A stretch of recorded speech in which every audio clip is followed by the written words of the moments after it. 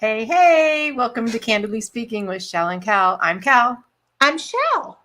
We're glad you are here. I am glad to be here. I tell you what, we are having a storm in Louisville, Kentucky. It's crazy. It's about a gazillion degrees, and there's a typhoon outside. So just a typhoon. But I wouldn't Just let you skip. I said, no, make sure you get connection somehow so you can be on the show, right? Yeah. I'm afraid my electricity is actually flickered a couple times, which is weird because, I mean, I've got underground lines. Right. But I don't know. Something's going on. So you're maneuvering through the typhoon. I was going to talk about hair today instead of makeup.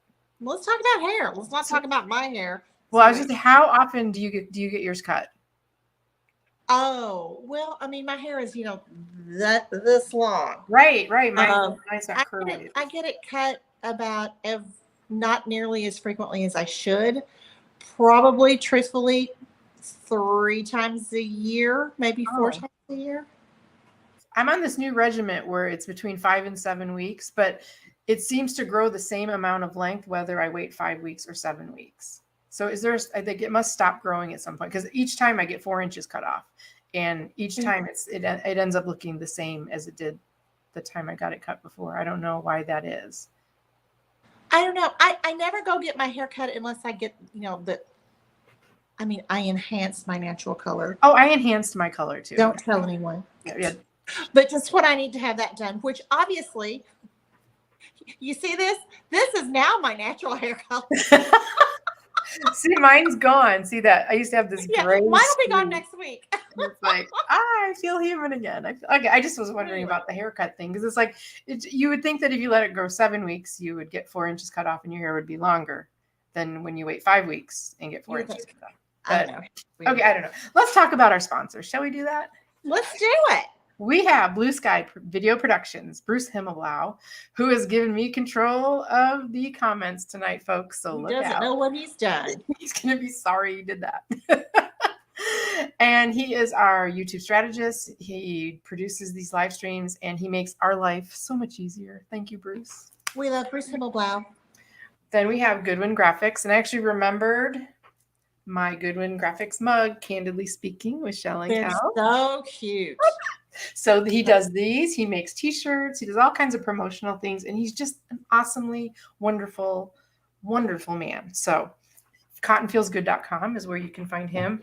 And then Cards That Wow. That's me. So today I'm going to show you a small frame that I'm doing. It's a gift for a client's client. So what I do is I take their logo and I make it 3-dimensional, and they turn out so cute. Cute. And they come gift wrapped and packed to wow. So Kellen, that's me. Kellen at Cards That Wow. If you have questions or want any more information, there's our sponsors.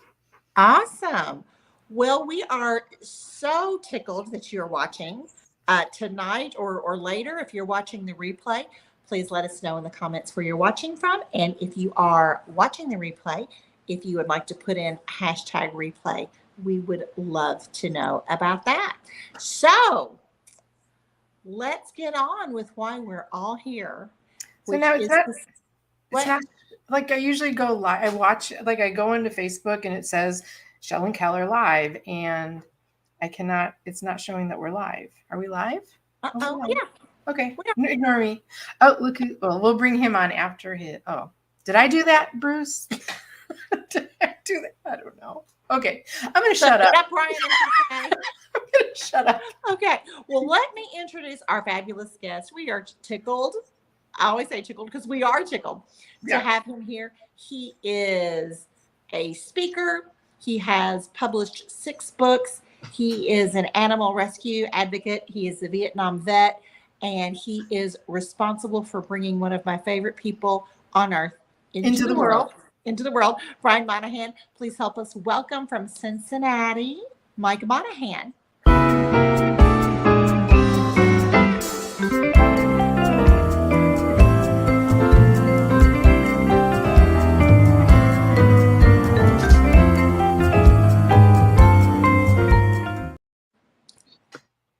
Did I inspire the idea of talking about hair tonight? Yes, you did. It was funny before the show. We were having. I am half drowned, so I was having some hair issues, and Kellen was talking about, and Mike just looked perfect the whole time, as you still do. I know. Well, my Not a hair out of finally, my place. hair is on point. My hair is never on point. It's always so, but tonight it's on point. Oh, Oh wait, here well, we go. so welcome, Mike Monahan. Well, thank you. I'm happy to be here. Well, we are, as I said, tickled to have you. So, And we should thank you for giving us one of the greatest joys of our lives, Brian Monahan. We both love us some Brian. Well, So that's because you didn't raise him. I love Brian too. Maybe we should turn this show into finding out more about Brian. But you all look alike. You sound alike. Your mannerisms are alike. You can tell you're his daddy. Absolutely. Yeah, that's what I tell Brian and Brad, my two sons. I said, "There's no way you can deny being my kids." Not at all. Not at all. So what's going on with Mike Monahan? Well, I started this Chico's Promise thing about 2 years ago, and it's kind of consuming my life a little bit, and I'm trying not to have that happen.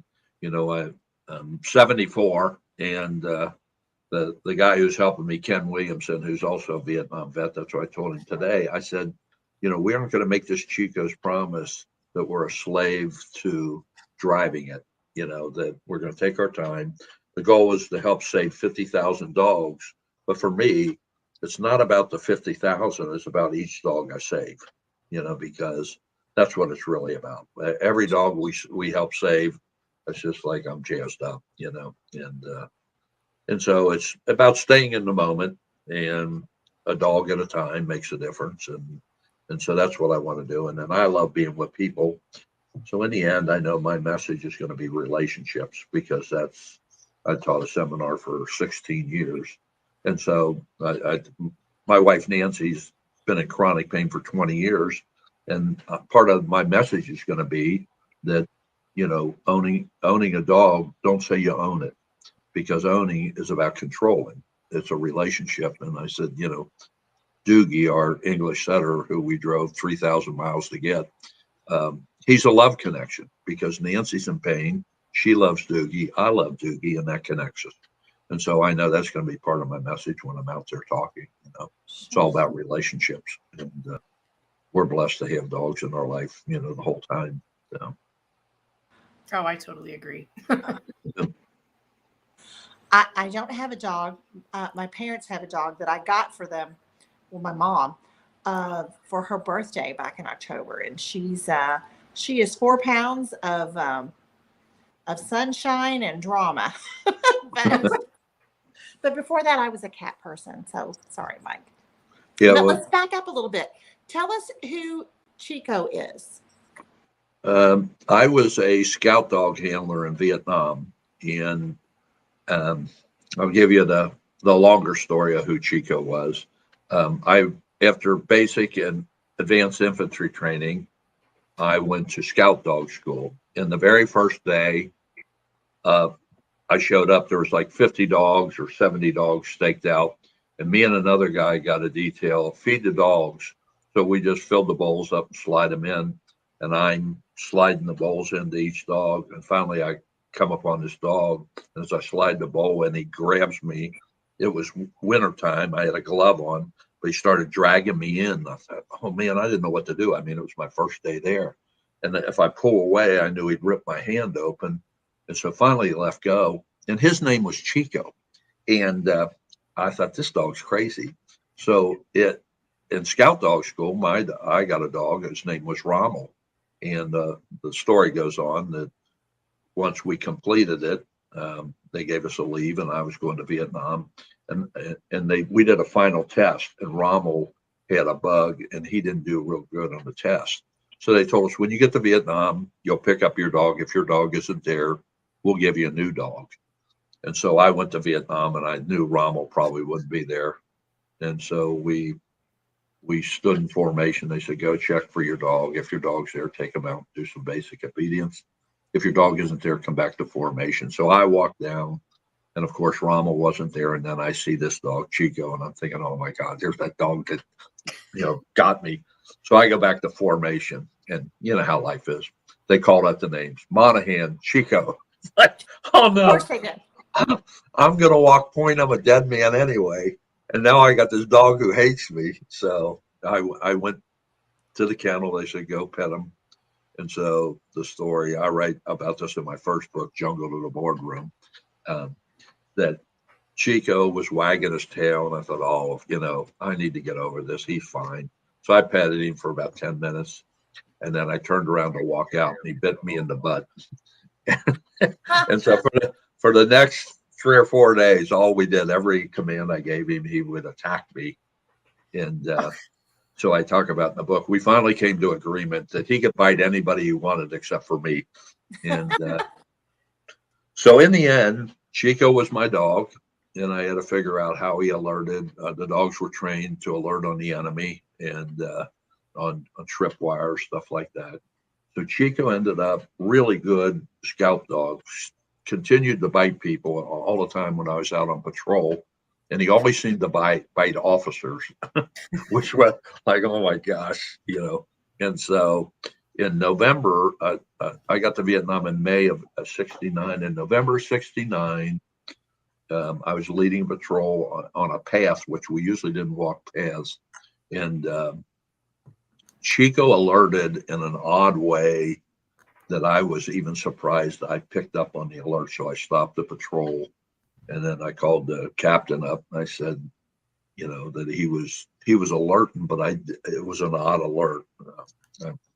I know I can't get into all this. It's all about terrain, wind, all that. And Chico, but it was a tight area, and I thought we got to be right on top of whatever he's alerting on. So it was kind of confusing.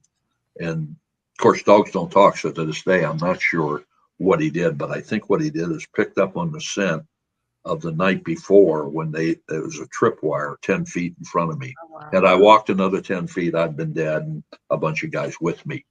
And so I stopped the patrol, and I called the captain up. I said, something's right in front of us here. At this point, I'm done my job. So they brought 2 guys up, and I said, you guys got to pay attention because I don't know what this is. So we pulled everybody back, and then they blew it up, and they said, oh, another 10 feet, you've been dead. Wow. So that's the deal with me is I've got to live an extra 53 years because of Chico. And I got 5 kids, and, I've just had a blessed life. And so I made some, when we came back from Vietnam, nobody wanted to hear about it. So I buried everything. But then when I went through the seminar, it kind of changed my life. Mm-hmm. And I thought I watched guys who've been in World War II, kind of at the end of their life, still at the battlefield, weeping. I thought, I don't want to carry this. I want to reframe it. So I went back to Vietnam in 2005 with a couple other vets, and I took my youngest son, Brad, with me, who was in photography at the time. I thought that should be cool. He'd love to see that. So we went back in 2005 to help me reframe in my mind what Vietnam was. And then I decided in 2010 to write From the Jungle to the Boardroom, which is leadership lessons that I learned walking point in Vietnam with Chico. And then year and a half ago or so, I decided to write Chico's Promise. And I'm blown away of how much this has changed my perception, just telling the story from Chico's point of view, because we left over 4,300 dogs behind in Vietnam. And I just recently, some guy did a review on my book in the National Vietnam Veterans Magazine. So I'm getting a lot of mail. I just had a guy, this freaks me out, because I know that Chico got put down a year after I left. Mm-hmm. And that bothered me, and that's what stuck in me. Well, I just had a guy send me a note, said, I read the review. He said, I'm sitting here crying. He said, we were getting ready to leave Vietnam, and they made us all shoot our dogs. And it's like, oh my gosh, I don't I think I could have done it. I mean, there's no way Chico saved my life, you know. Right. And so, you know, and they've changed all that. The military, you know, now really takes care of the dogs, but that was they viewed the dogs as equipment then. And so it's something that's stuck inside me forever, having to leave him behind after he saved my life. And, you know, so, you know, started out angry, and then Did the now, book help? Did the book help you with your grief and your guilt? oh, that's what I said. This book here has blown me away of how much I opened up on every level. And I think part of it's age too. You know, I'm continuing to learn about who I am and let go of stuff. So I think the time was right to write it. But I am really blown away about how it's opened me up in ways that I would have never imagined. And then the story goes on. When Chico saved my life, I found out who the civilian owner was, and I sent him a picture of. They gave Chico a steak, and I got my second Army Commendation Medal with a V for Valor. And I always kid. I said I'd rather have the steak. And so anyway, I ended up. He puts it in his hometown paper, and we have been in contact for 53 years. Never met him. Chico had jumped through a screen door to protect his daughter, who was 3 years old. So this is what I think this book's a God deal. So ends up that Lisa, who was 3 years old, who's in the book, she is now on the board for a rescue in North Dakota. So 6 months ago, I went out there to do a book signing, and we signed them up, you know, to help rescue. And so I finally got to meet the whole family for the first time after 53 years. I mean, it's so cool. And so David's sister was the woman who owned the female dog that gave birth to Chico. She was a part of the person who got this shelter started there in North Dakota. So the whole family I got to meet, you know, and it was like, and I wrote about them in the book. And so anyway, it's just so cool how it's all working. And then I'm getting a lot of, I probably, and when I did the seminar, probably taught 10 to 15,000 people went through the seminar. It was a 35-hour seminar once a month, typically 35 to 50 people. So now I'm getting grads who are living in different states. They're saying, hey, Mike, I talked to the shelter. It's a guy down in Fort Myers. We're going to sign up a shelter. I got a really cool gal in North Carolina who's got 2 shelters. She wants me to come down there. So I'm excited about that this seminar changed my life and a lot of people's lives. And so now they're still, you know, hey, I want to get involved with this. So I'm excited about that. So it's pretty neat stuff. And I'm growing. That's what I love about it. You know, my whole life, you know, I wanted to learn to love myself and go for my dreams and do all that. I feel good about that. Like I said, I got 5 kids and they're all good people, and I'm just a blessed guy. And so every day I get up and thank God I'm here. Oh, there's a picture of David and Chico. Amazing. So what is the single most important thing you think, or most, what has affected you most that you learned from Chico? Oh, I think the most important is that another 10 feet I've been dead, and that what I've got to do in my life and my kids is definitely just, you know, my story is my dad was an alcoholic. The whole family was. And my dad died at 67. His brother is 67. So I thought I'd be dead at 67 because I was drinking and smoking. I quit it when I was the night before one of the seminars was the last drink I had, and then I quit smoking. And so when I went to 68, it's like, wow. You know, I started looking at my mom lived almost 90, and my dad's brother who didn't drink lived 89. I thought, I could live another 30 years. I have a plan for this. So So I've spent from 40 on just really trying to be the best person I can be. And Chico, I mean, my book in Jungle to the Boardroom, I wrote about that is, I talked about leadership, and the truth is, Chico was biting me, and at a point, after about 2 or 3 days, I thought I got to make up my mind. If I think I'm not going to make it, I'm not going to make it. I just got to decide I'm going to be the best scout dog handler I can be. And then I talk about in business, you know what, you're going to have people who disagree, and you can fight them, or you can figure out, and so I talk about all different things. When I walk point, a lot of times I told them, you got to stay right behind me because I'm looking at my dog. And then we'd walk across rice paddy dikes, and if I was coming up on the woods, they keep dropping back on me. And it's like, hey, I'm not your guinea pig. Right. But I tie that to running a business. I said, when you start to micromanage or you get worried, then the people who are working for you are going to become afraid. I trusted Chico, but they didn't know that they could trust Chico. And so, I mean, all those lessons, when I was doing it, I was just trying to stay alive. Right. But you know what? 20, 30 years later, there's just a wealth of things I learned from Walking Point. And I was out 5 days and then in for 2 so the dog could rest. And so I was always out with guys I didn't know. And so at night, Chico was the person, well, I say the person, Chico was who I sat and talked to. So, when I came home, I didn't talk about Vietnam because nobody wanted to hear it.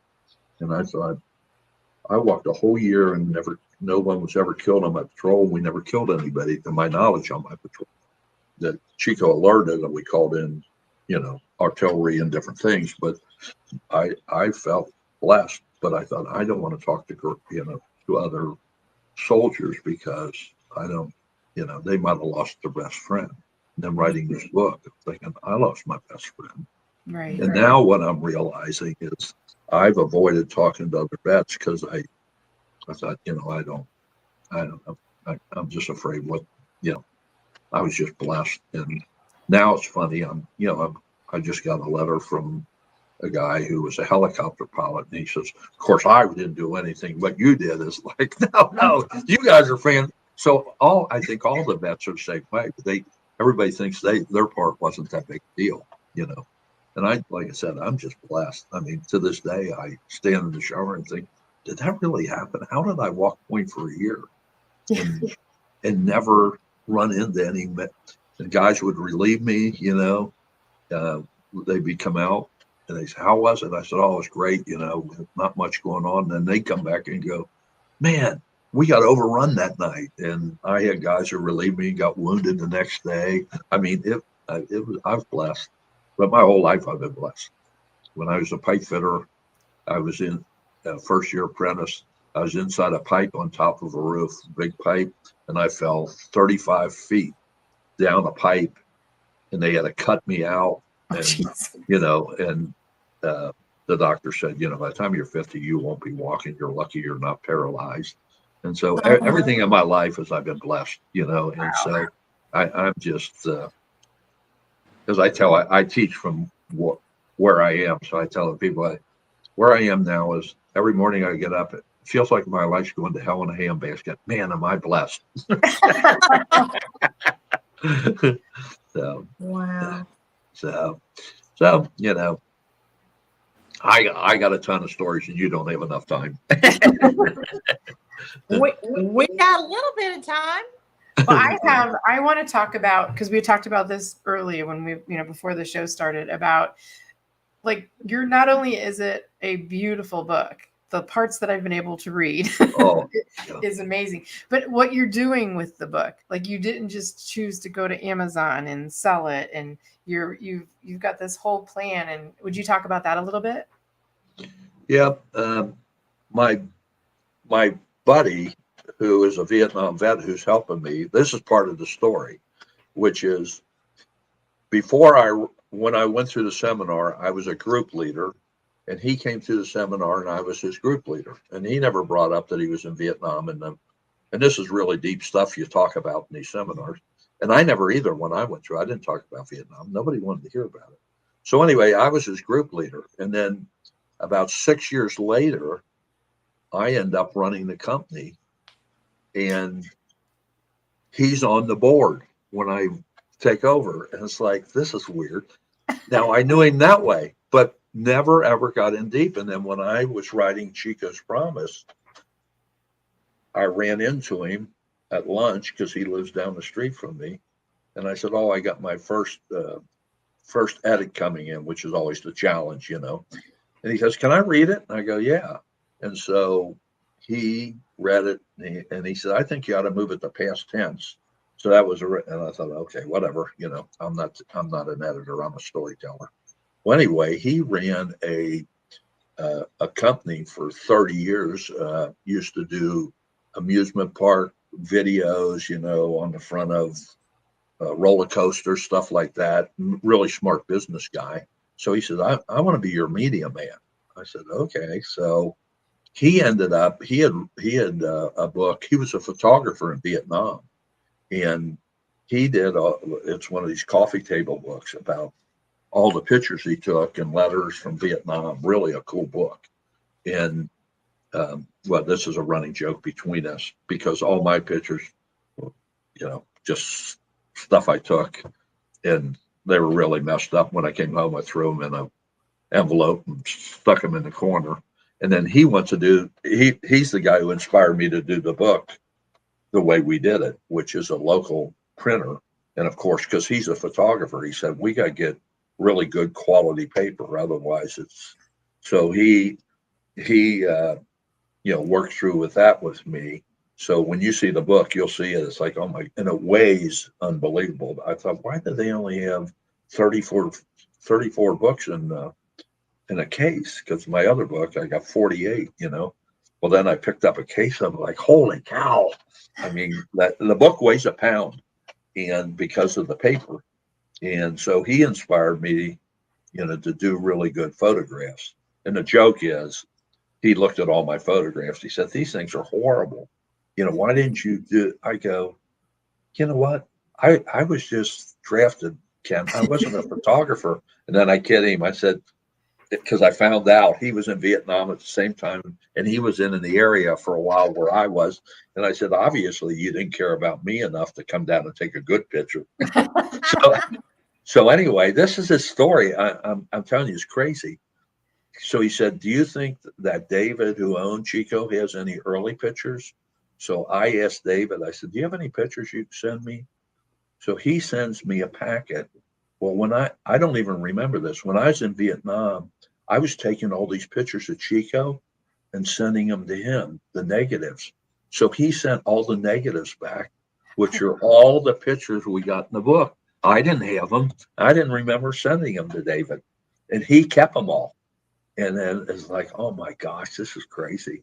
So the book the quality is unbelievable. I mean, I love it, compare. I mean, I like my other books, but it's different, And so that was inspired by Ken Williamson, because he's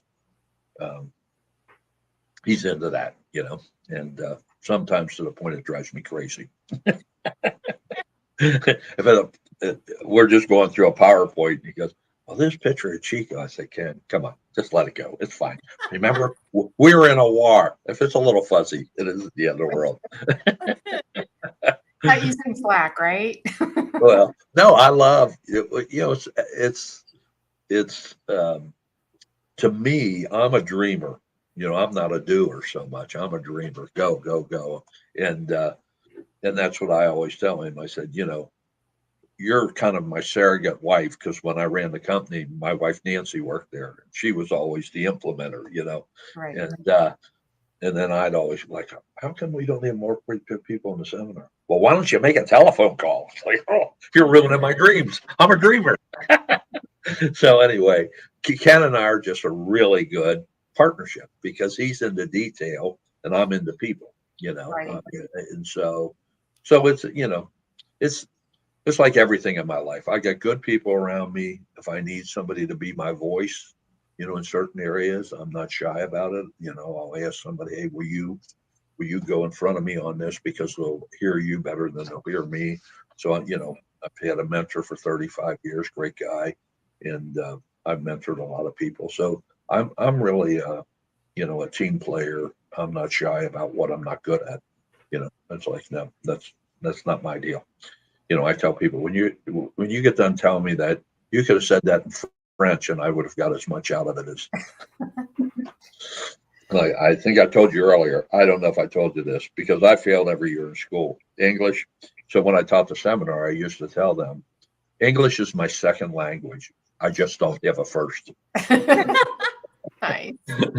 So, But let's go back to the book because okay. the way you've printed the book, it allows you to donate money to certain rescues.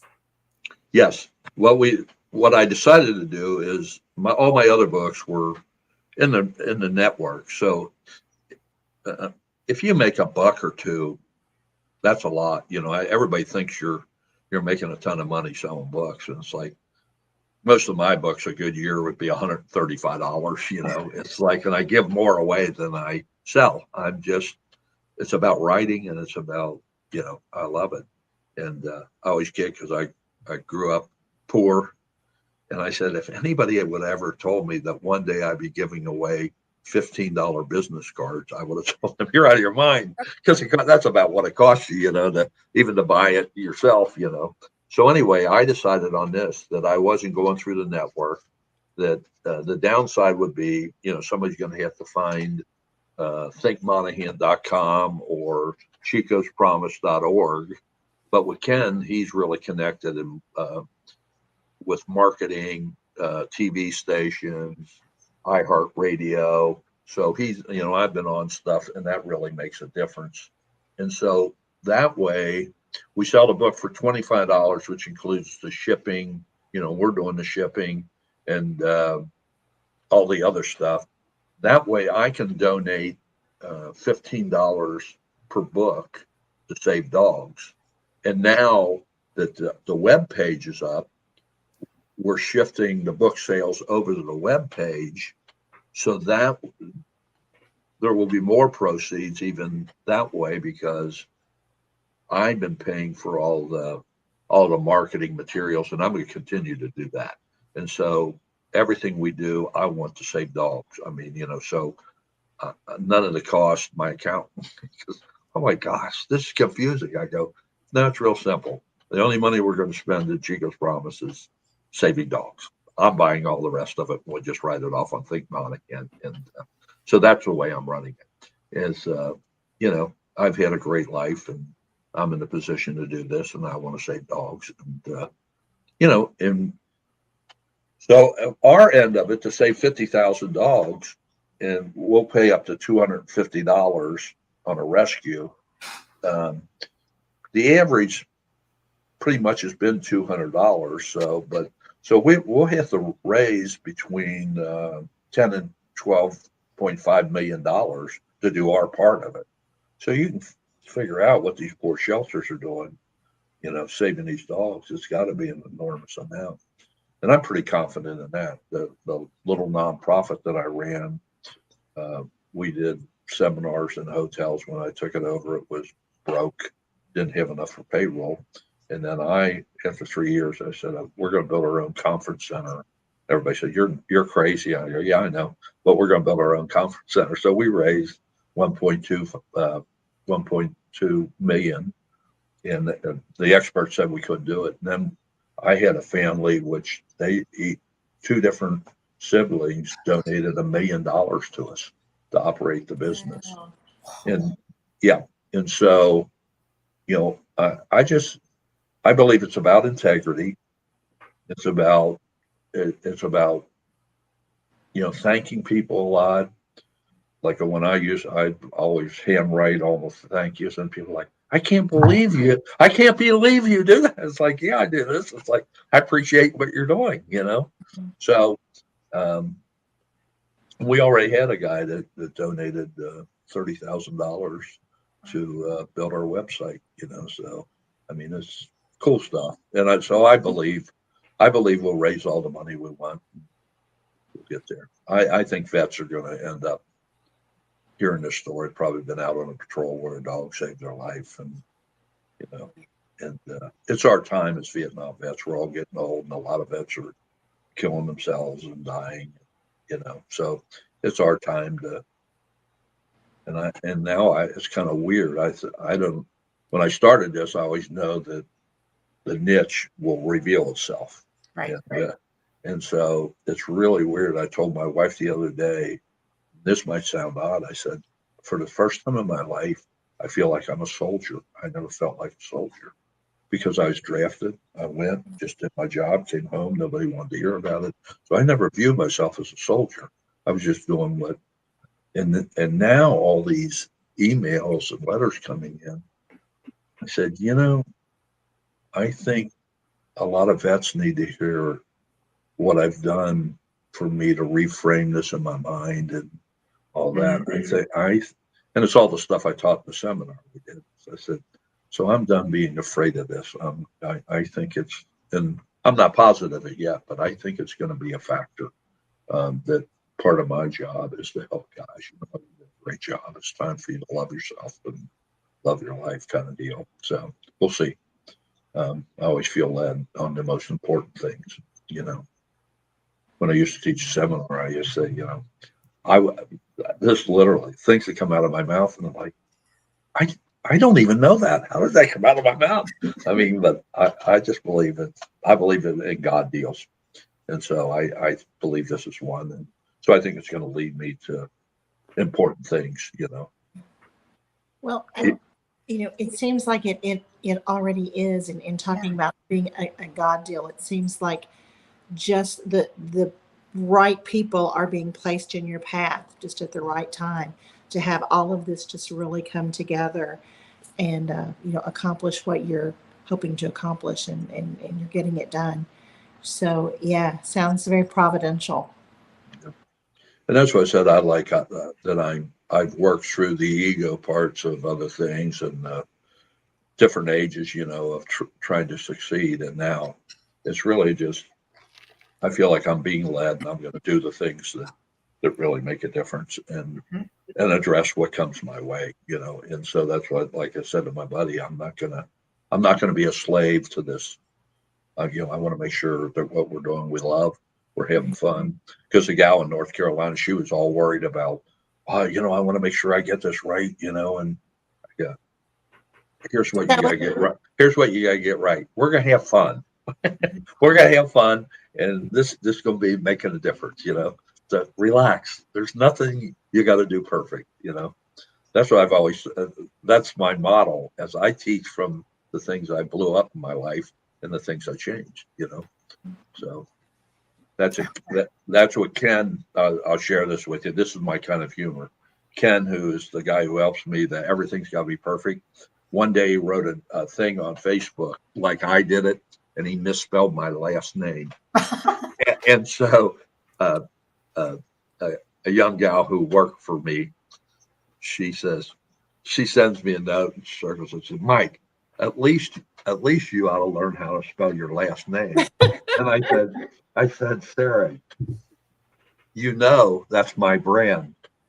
I teach from everything I mess up. I said, so anyway, I waited about a week, and I finally said to Ken, I said, I want to thank you for supporting my brand. And he goes, what are you talking about? I said, you misspelled my last name. You're kidding me. Why didn't you tell me? I said, I love it. I said, I've been teaching that way forever. I love it. Don't worry about it. So I have a comment from one of our viewers. He wants to know, who is your favorite kid? Who's my favorite kid? Brian Monahan. Who is it? Brian and Monahan? Is he asking? Yep. Oh, I can't say. There is no favorite. They're all my favorite. Yeah. But Brian is a good one. He is. He's a good one. Well, so how many dogs do you have now, Mike? One. Just one? What kind of dog That's all I ever do. One at a time. Yeah. And he's an English setter. It's the third English setter we've had, and we drove from Florida to Oklahoma to get him.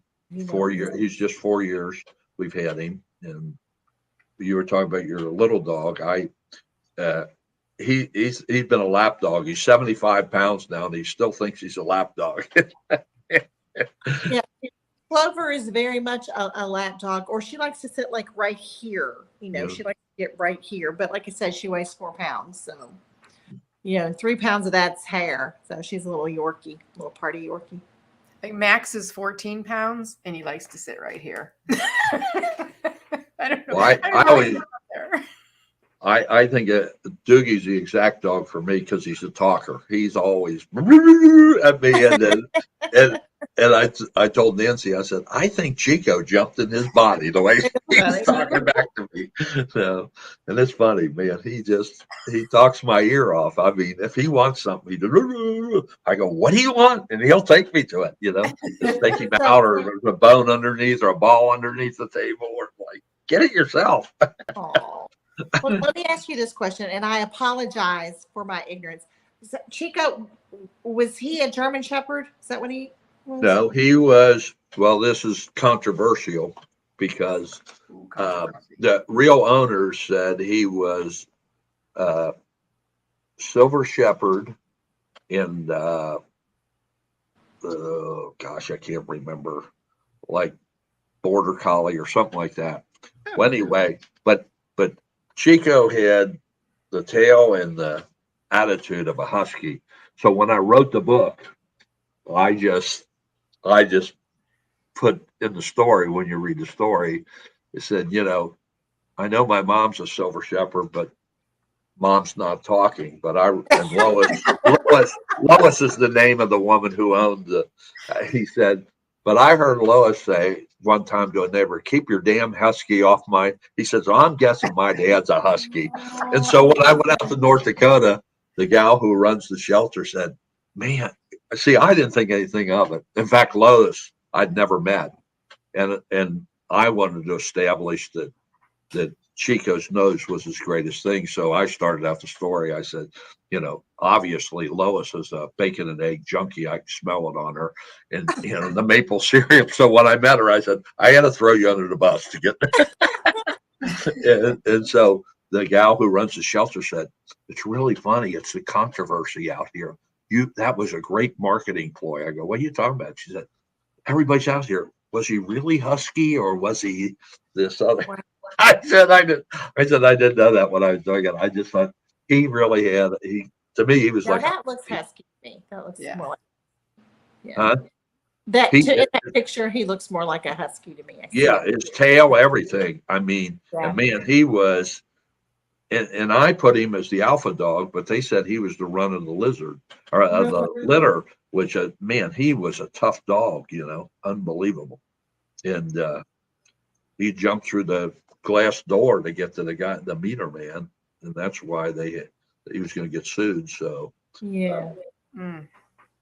wow.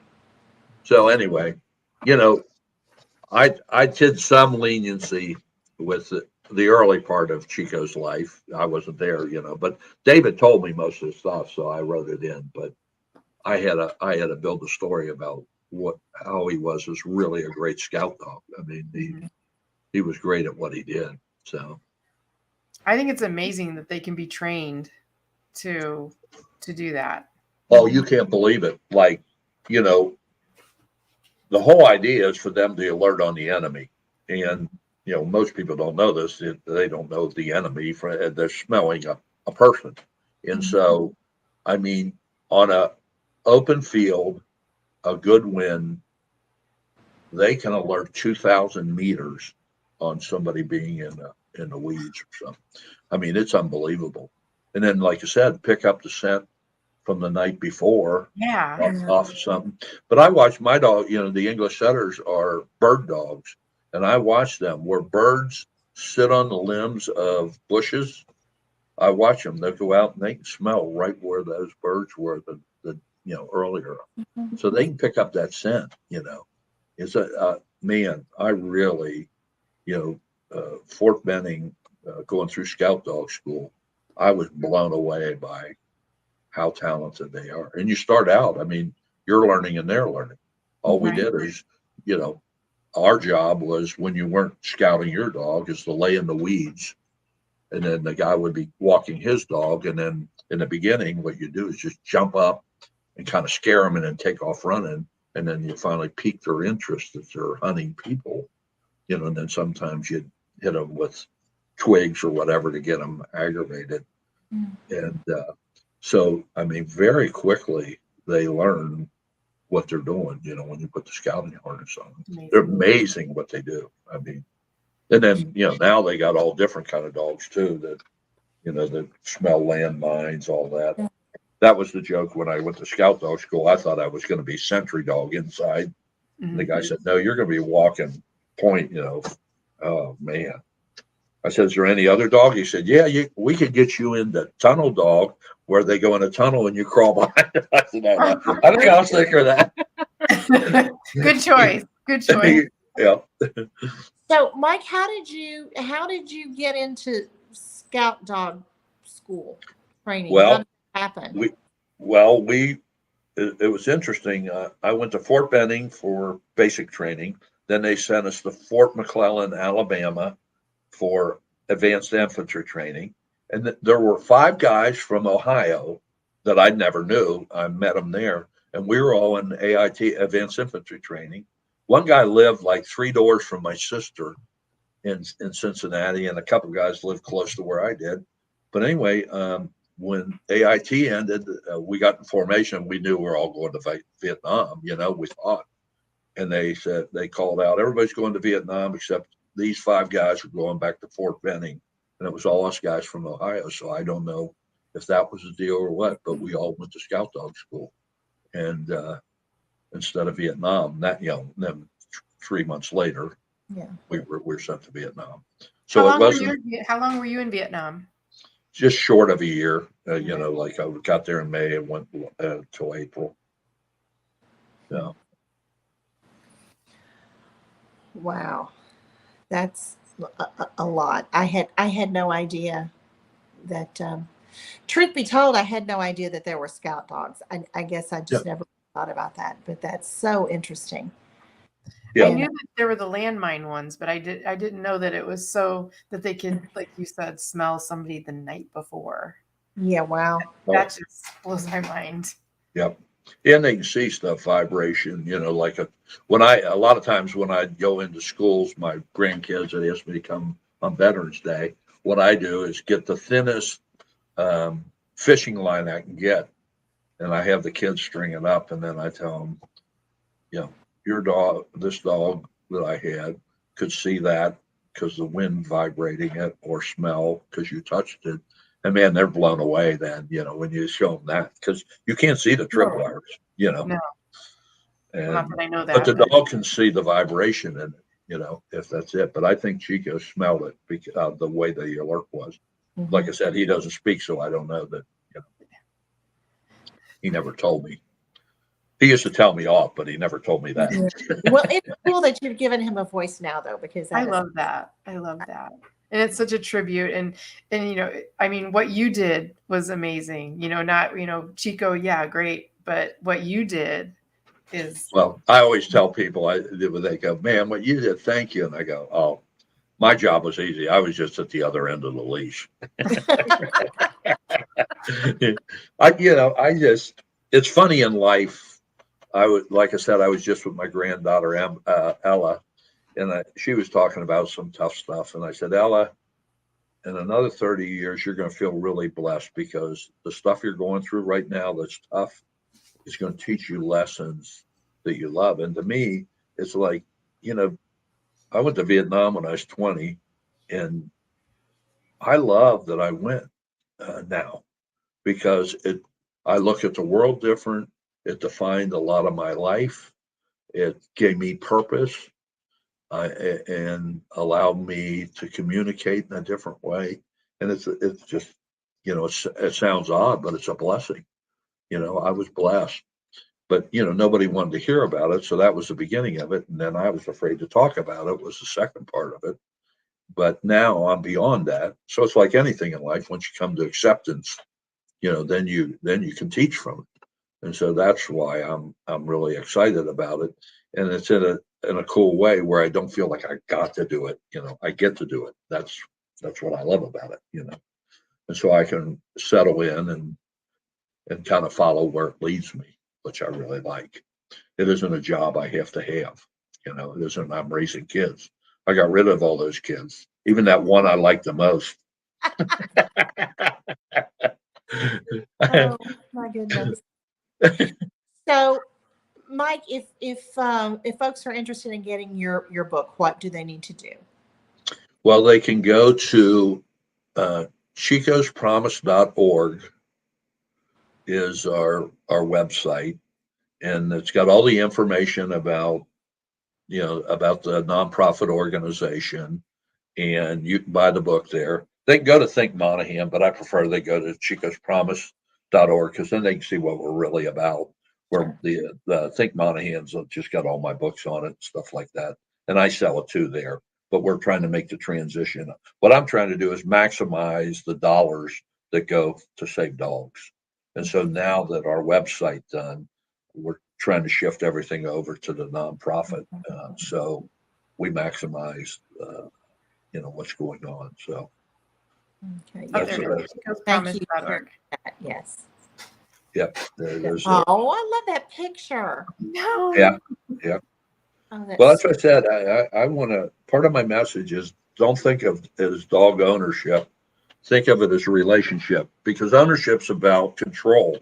So, it'd be like having a child and thinking you own the child. Then the first time they go to the bathroom in the diaper, you're probably going to be upset. Where if you love the child, you're just going to change the diaper and keep doing what you're doing. And get that attitude about your dog. It's a relationship, not an ownership, Exactly. So that's going to be a lot of my message as I'm out there. Because when I came home, I was about control. That's when I got out of Vietnam, it was about control, all this, and then over the years, I softened, I got older, my heart opened. It's like, no, you know what? I'm a blessed guy having this dog, instead of trying to control them, Right. That is a fantastic message and a way to Love look at it. Yeah. Absolutely. So we didn't Oh, warn him. I was saying we didn't warn him about our question. Should we still ask it? Of course. Say again. What was that? We have a question that we ask all our guests. Okay. Wait, I gotta see.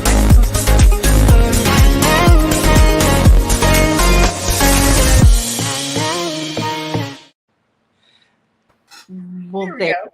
We have all these fancy things on this show. Have you noticed that? we're fancy. Yeah. We're really a big deal. Yeah. So. Yeah. For a guy with ADD, yeah, I noticed it. In our own minds. We're a big deal. Okay, so we have a tradition. It started from our very first show. I'm not sure how we ended up just continuing to do it, but we have. So we do like to talk to you about skincare. We know that's Skincare? Skincare, Oh. very important to you. So we would like to know what it is. Maybe scalp care. Scalp care. Go ahead. Showing a little skin there, Mike. So let's talk. I mean, do you exfoliate?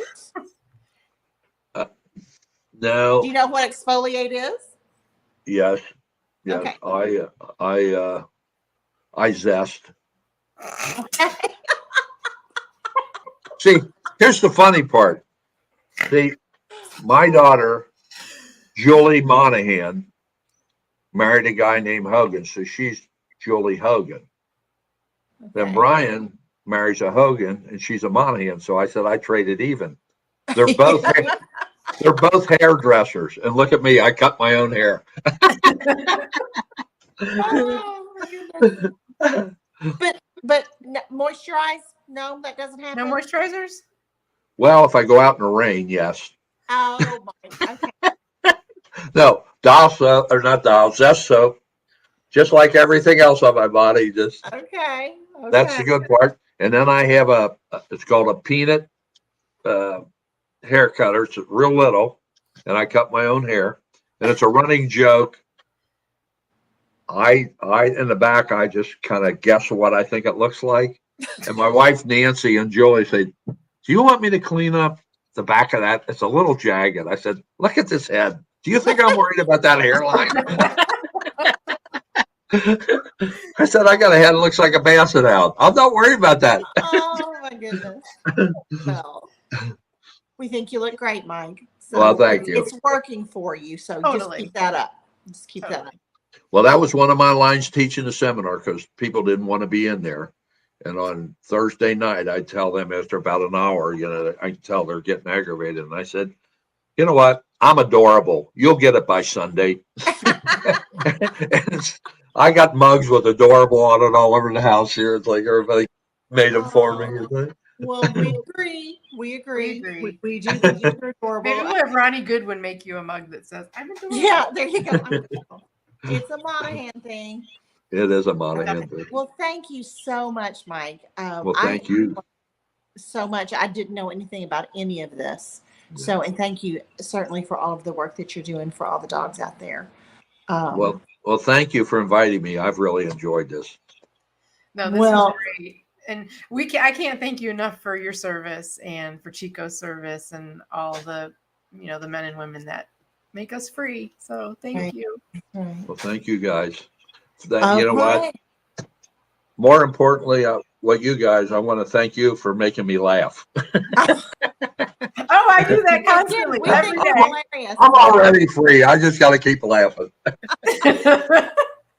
Oh yeah, you should hang out with me for a couple hours. Yeah. Your stomach will hurt. Well, you have been a delight, Mike. You are a you've been delight. wonderful. Thank you so much. Thanks everyone for watching. We would appreciate it so much if you would subscribe to our YouTube channel and if you would share this out to your friends, especially, dog lovers. Everybody loves dogs. Get Mike's message out there, and everyone needs to read this book. So if you could share it, we would certainly appreciate that. And we want to thank Blue Sky Video Productions, our YouTube strategist and producer, Goodwin Graphics, and Cards That Wow for helping us make this show possible.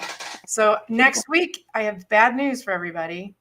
It's our last show of the season. It is. It is. We are taking the summer off, but we will be back. We'll be back. In a month that's not summer. That's not summer. Yeah. That's not summer. When it's not 100 degrees. Yeah. And there's not typhoons going on in Kentucky. Yeah, we're known for our typhoons. So thanks everybody. We'll see you next week. Thank you. Bye-bye. Thank you.